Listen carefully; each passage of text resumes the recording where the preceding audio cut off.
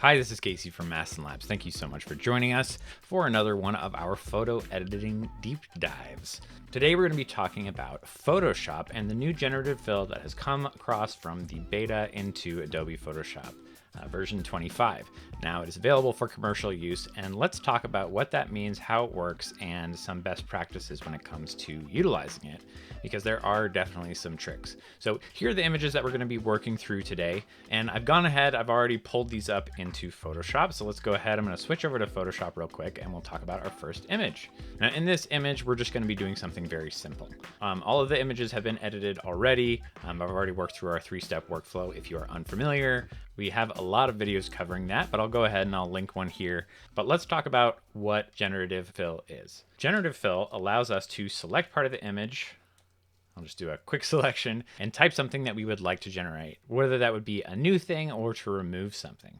Generally speaking, if we are removing something, we can leave this blank, and that seems to do a pretty good job. If I wanted to bring something in, I'll go ahead and we'll type in something, I don't know, duck. I think duck will be fine. And what it's going to do is it's going to fill the space with what it thinks a duck looks like there. Now, this isn't perfect by any means. In fact, if you type in a generation and it looks weird, you can always just hit generate again. And like that. Like that is, I guess, a duck, but the lighting is all off. It doesn't fit the vibe. Here's this, you put a duck out of frame. This is a closer, it looks more like a heron than a duck to me, but you can see it's trying to match sort of the bokeh of the area behind. And yeah, it's not the worst, but it by no means looks passable to me as a duck. So we'll go ahead and let's take a look again at that selection. So here, if I wanted to remove parts of this, like if I want to mask it out, you certainly can. I can grab this, I can paint back areas of the duck, whatever. Unfortunately, I cannot make a selection of just the duck. Now there is sort of a trick I can hit W, and that brings up the object selection tool. And then from here, I can select that duck if I wanted to grab it and move it elsewhere. That's sort of the way to do that. But as far as that goes, that's sort of what generative fill is in a nutshell. Now let's go ahead and we'll talk about some other uses of it. One of the big ones and one of the most exciting ones that you may come across is generative expand. So I'll go ahead, I'm going to grab this and I'm going to drag this out, and we'll just go ahead. And again, I'm not going to type anything in. I have found personally, like my personal use for generative fill seems to be removing something from a frame versus changing it. There are certainly times when we need to change something. So for instance, if you were at a wedding and you had a picture of somebody holding up a cell phone, well, bam, you can change that phone into like a book. And then it looks a little less, I don't know, it looks a little less disruptive. And that seems to do a pretty good job. But there you go. That is the generative fill of sort of expanding that outside region. And that did an incredible job. I mean, this is, yeah, really astounding. So here's the original image, and you can see it completed the hat. It maintained the bokeh. I am seeing a little bit of a seam line right there, but it's not too bad. And certainly as long as you're paying attention, you can notice those things. One thing I am noticing, and I think this is really important, is so let's look at my selection real quick. So here's where it is. Now I want you to pay attention to right here as I toggle this on and off.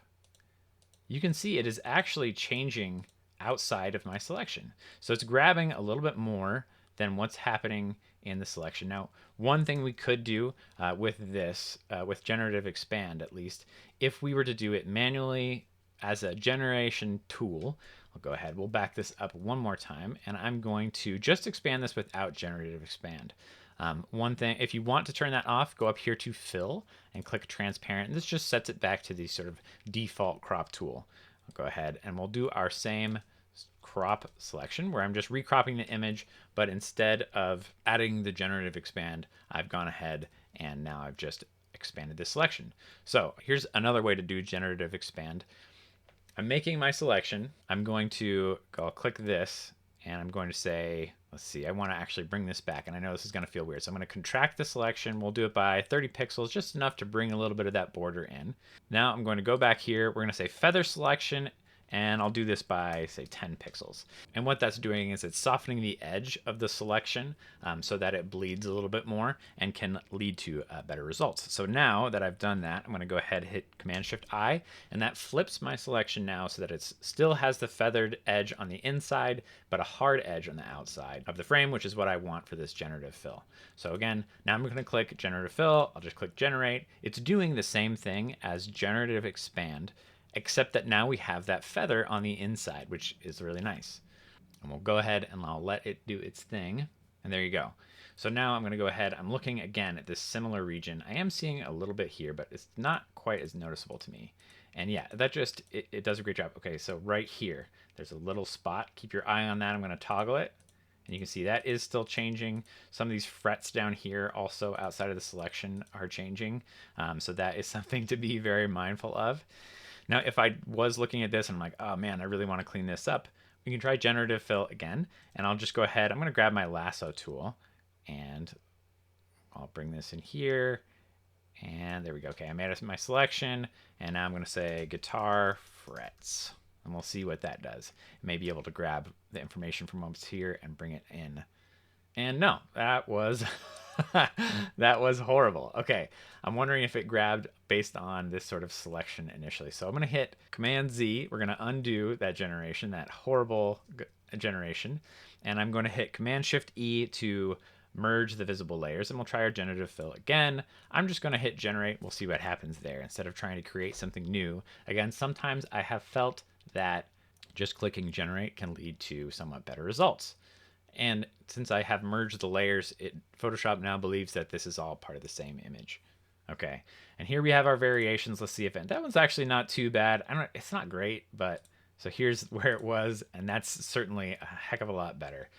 Okay, if we were to go back to say the original, of course, none of that information is there. I think this is sort of our best solution, but it is really important. Again, I mean, even just right here, like those guitar strings look super wonky. It's really important that you're paying attention to some of these details if you're using generative fill, because it can get them wrong and it will look very strange. Now, I'm going to back it all the way up to the beginning. I'm going to talk about my personal use case for generative fill. Also, okay, this was a snake here. I didn't notice that. It looks like this turned into, I don't know, some kind of a snake tattoo, but very interesting. It actually looks, again, like they got the focus right on there. That's pretty wild. Okay, let's go back to the beginning. Now, my personal use case for generative fill and where I have found the most success is for skin retouching. It does a great job. So here, there's a little bit of blemish. I'm just going to go ahead. I'll make a loose selection with my lasso tool. Bam, and I'm going to hit generative fill. And there you go. I mean, not only has that done a great job of removing whatever it is, but it is still keeping intact and in fact adding new skin pores in a way that looks totally natural and believable. There's no way in a million years I would know that that is the issue. If I did like one of these other options better, perhaps I see some blood vessels up there. I think this one seems to look a little bit better. So here's the before and after, and that is just, I mean, that's astonishing. That's really, really great. There's other areas if I wanted to. I could select this little hair right here, and we can hit generative fill again. I'll hit generate. I'll let it do its thing. And there you go. Now you can see that it has really cleaned that up. Of course, this is sort of the long way to do it. Generative fill does take a while. It's not the most time efficient thing especially for a small cleanup like that, where I'm just getting rid of a blemish or I'm getting rid of this extra hair. You know, if I wanted to, I'll go ahead, I'll hide those layers. We'll move back to original. And what I always do is I create a new layer. I'll call this healing. And I'm going to hit the J key. I'll go ahead and I'll just heal that out. Oop, make it a little bigger. There we go. And I mean, essentially that's such a similar result. Go ahead and turn this back on. I mean, that's, yeah, before and after, like seriously pretty negligible. Similarly with this blemish up here, I can just paint over it with the J key, and I mean, that's pretty good as well. So there you go. That is, we have covered generative expand, and we've talked about sort of what are some of these use cases. Now let's talk about just sort of another area where it might work. If I wanted to remove something that is within this bowl, if I want to remove one of these objects, they don't overlap. This is gonna be a really easy thing. So if I just grab this, and I'm gonna make sort of a Let's see. Actually, let's remove one of the feathers first. I'm going to grab 2 of these feathers. Let's see how it does with that. And I'm making just a very loose selection. And I'll show you why in a second. So I'm going to go ahead, I'll click generate, and it will do its thing. Most likely, it will get rid of those feathers. Again, if you leave it blank, it tends to, Photoshop tends to think that you are trying to get rid of whatever that object is, and it's just going to replace it with the background. Okay, so I don't know what kind of feather that is, but here's this.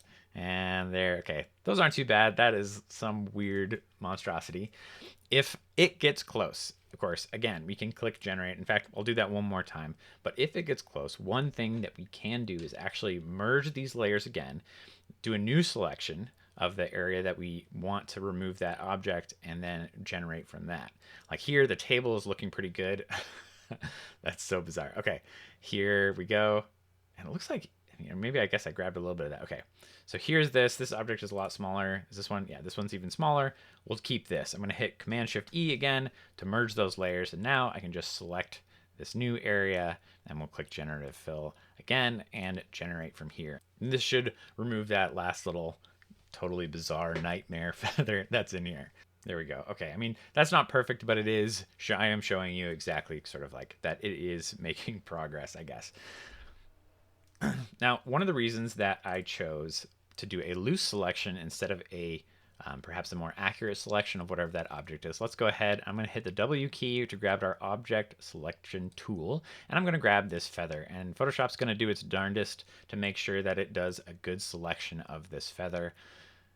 One way that you can make sure that your selections sort of are as good as possible is to go up here. I'm going to go to Photoshop, or I'm going to go to Photoshop, go to settings. We're going to go down to, I think it's under performance.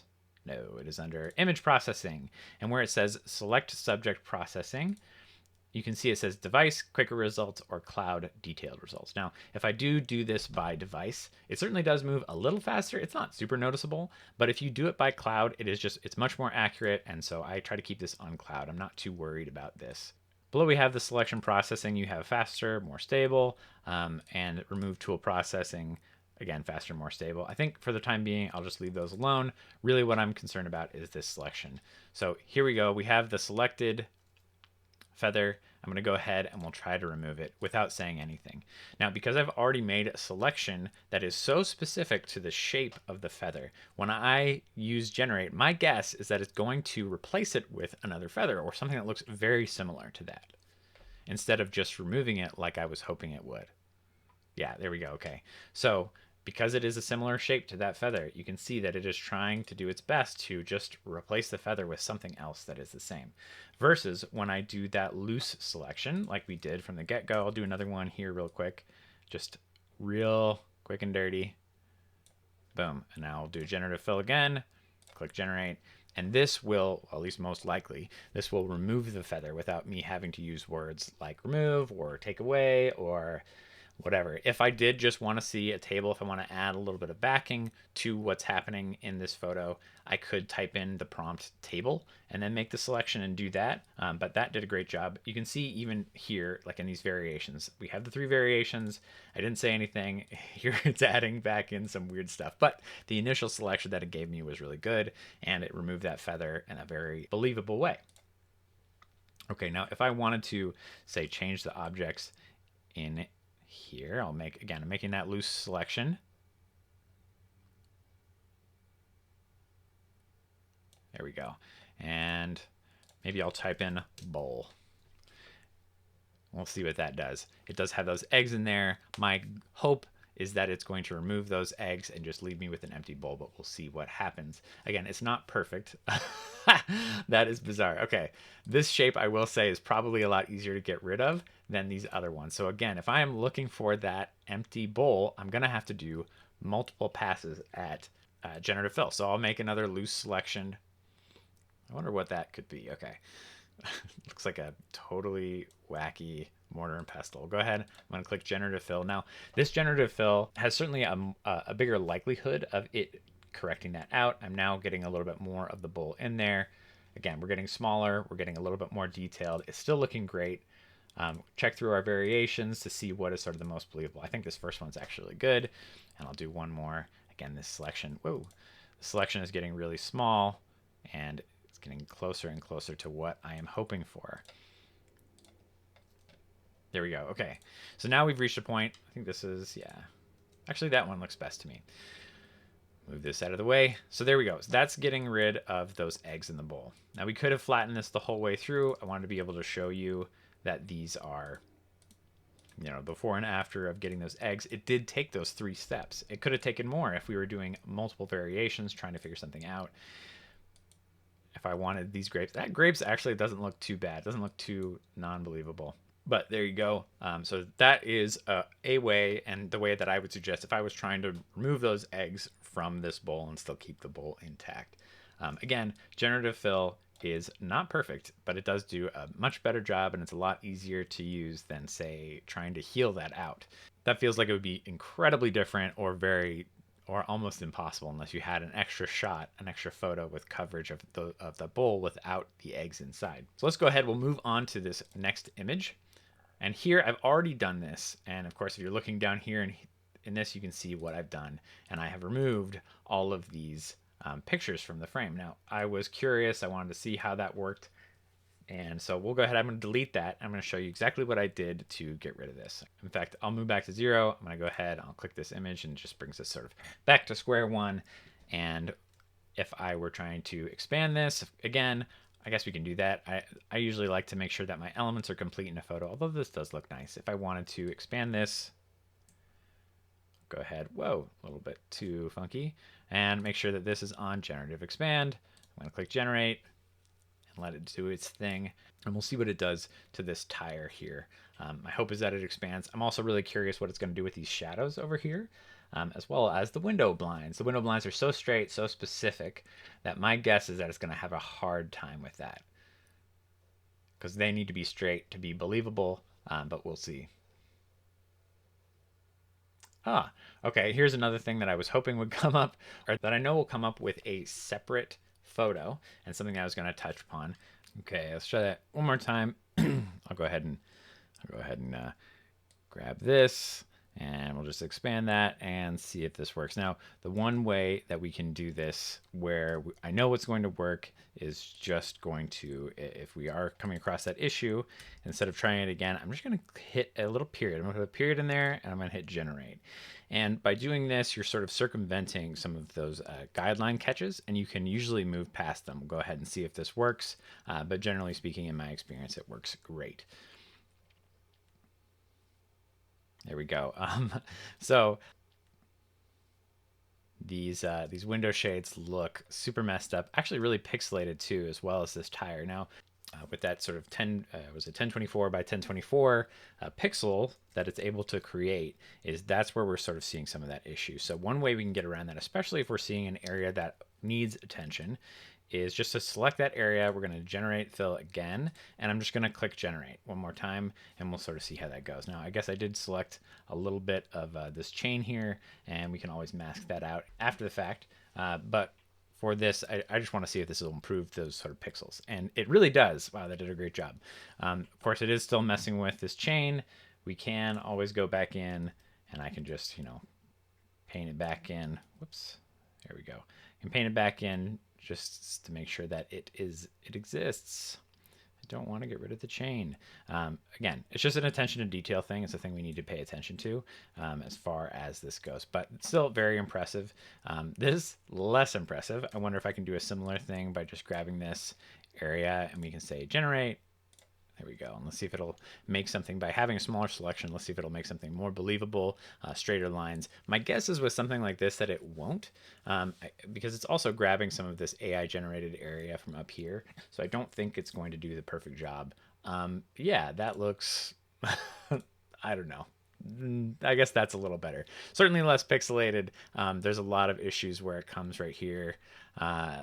Maybe let's try one more selection. I'll back up to where we had the other selection, and actually I'm going to change this to feathering. Let's see if we add like a 5-pixel feather to that, and now if I generate, maybe this will be a little smoother. It'll have a more believable transition between these two things. Okay, let's check these variations out. Yeah, not. I guess that first one is okay.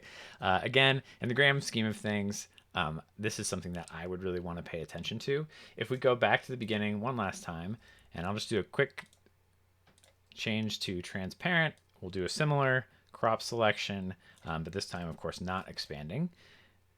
And now I'm just going to take my marquee tool. Whoops. There we go. Finalize that. Take my marquee tool, and I'm only going to select this area, and nothing else has been generated. Of course, this would be a pain to have to generate around the entire frame, but let's see if this just at least does a better job, keeps those lines more straight, because it's now not sourcing any of that sort of AI generated wonkiness that was before. So there you go. Ooh, very smart. Okay, so it's trying to kind of end what's going on there, but it doesn't know. Okay, there. That is good. And actually, that's pretty good. It kept those lines a lot more straight. So I guess if my conclusion here is that if I did have an area that was specifically challenging like this with a lot of detail, then I probably would go through and just marquee the whole way through and do my best just to find variations that fit. Now, with a photo like this, maybe I could just expand it the other way. I wouldn't have to worry about it creating these sort of weird things. But important to note. So like we talked about in the beginning, I just want to make sure I'm covering this again, is I'm just going to do a loose selection of sort of all this area above her hat. And it's just because we're doing that loose selection again, I really think that it's going to be able to grab all of this and it's going to say, aha, you want to get rid of this. We'll click our generative fill, have it generate. Perfect. Wow, man. Okay, that did an awesome job. Just in general, if I wanted to have some text, like if I was making a marketing asset and I wanted to make sure there was some room for text up here, just quick and dirty, like that is wildly good.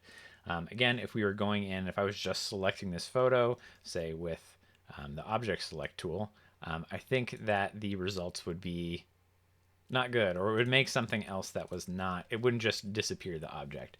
And I think part of that has to do with there are shadows around this, and Photoshop is seeing some of those shadows, so it knows there's an object that's supposed to be there, or it understands that the shape that was created from that object selection is like is a thing. But yeah, there you go. Like that didn't get rid of it at all. Versus if go back again, and I'll just do my loose selection really bad. But it's just not, whoa, I guess I won't do it quite as bad. There we go. An object selection where it's certainly more loosey-goosey. That's not a real object.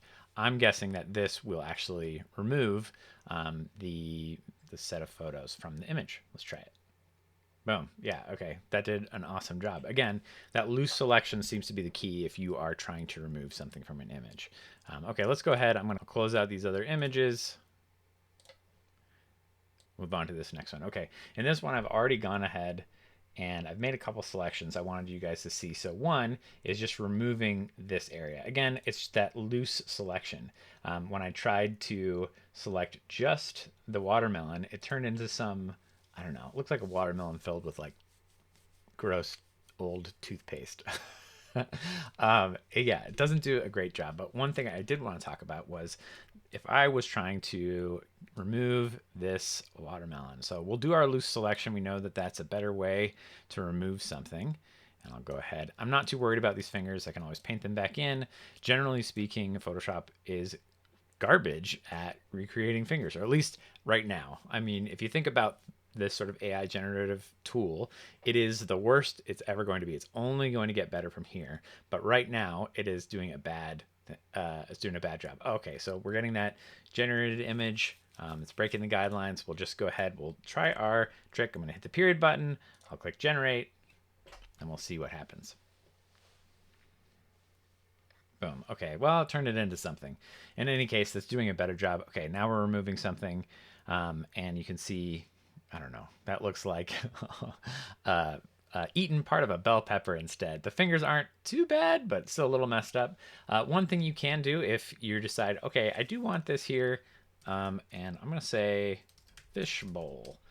And maybe we can see something different. And we still have a similar selection. It's a similar shape to what was going on with the watermelon. But let's see. Yeah, okay. Well, that's no fish bowl I've ever seen. Let's go to a glass and let's check this out. I want to zoom in and sort of see how this is going. Okay, maybe not that one. Let's try this one.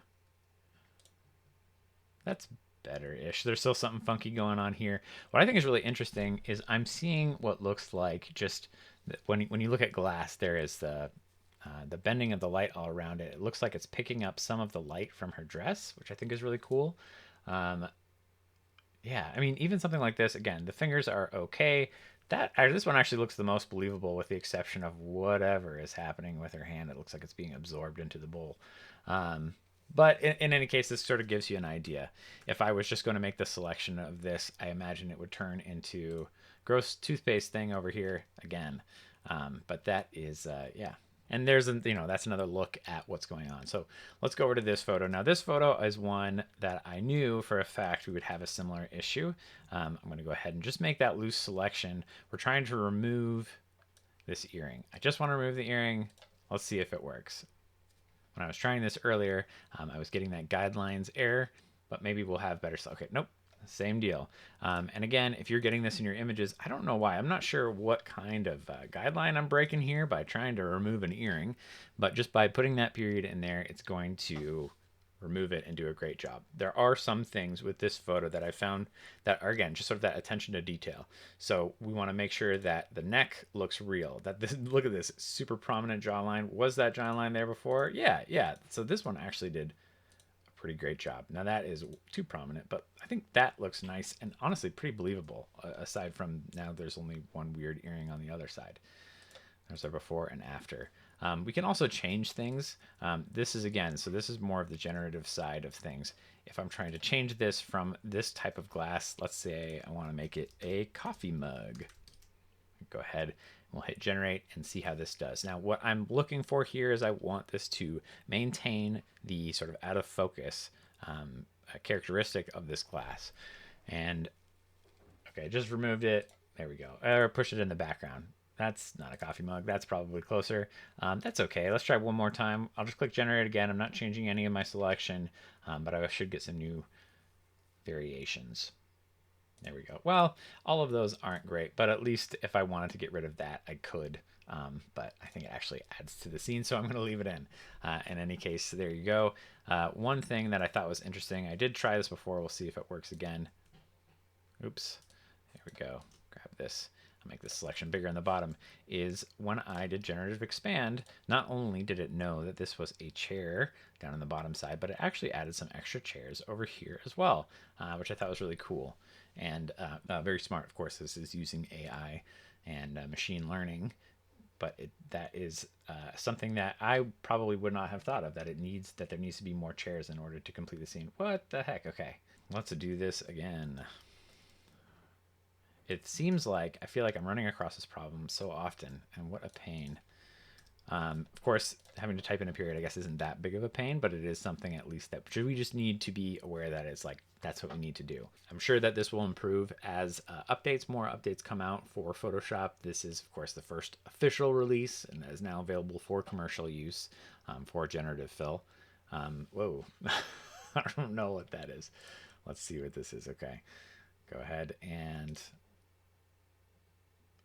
Well, it knows there needs to be something down there in any case. It's filling in that area. I think with the second one, we're at least seeing that there's a table, maybe an upside down chair. This is a little bit more believable, but I don't know. I don't feel like I really need anything beyond what we were already working with. I think this is a beautiful image, great composition. And yeah, so there you go. That's sort of the ins and outs of generative fill, some best practices and best ways to use it. If you do have any questions, feel free to leave them in the comments below. As always, you can always reach us through our Facebook group, where we have over 50,000 photographers ready and willing to help you with your images, with your business, whatever. We're a huge group of friendly people, and we'd love to help. You can also reach us directly at support@mastinlabs.com or m.me/mastinlabs. Thank you again so much for joining us, and until next time, have a great day and happy editing.